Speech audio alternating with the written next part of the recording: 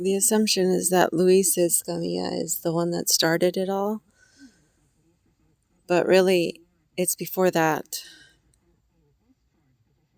Helix is more like about it. It's about getting things confused with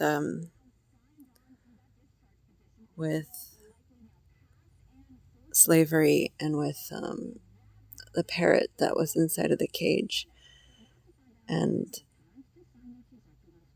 how people keep trying to punish the parrot because of the beak, an assumption about biting, but it's like he licks, especially when it's about that particular parrot that you see when I'm a little kid and I'm reaching into the cage without even looking at where I'm putting my hand. And there's a really good reason why I did that.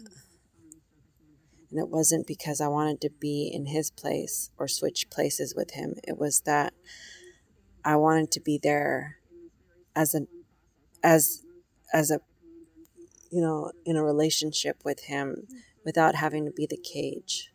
It's like being forced to be the slave boat that betrays your whole family.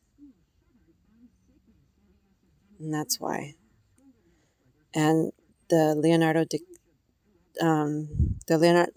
da Vinci painting in the Sistine Chapel is because of the picture my mom took. Because after she did that, it went all the way like to Japan, and from there it just went and it traveled really far because of the circumstance that I found myself in as a child, and that's why it ended up in the Sistine Chapel. Because it has to do with war and turning things like that and that torture that it is and represents into something with a price on it.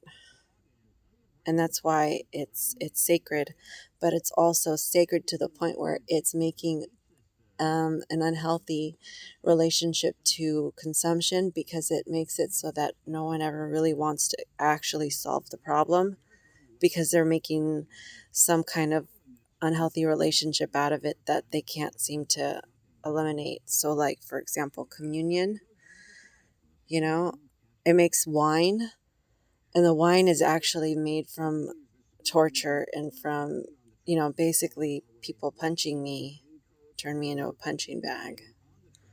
That's why it's wrong.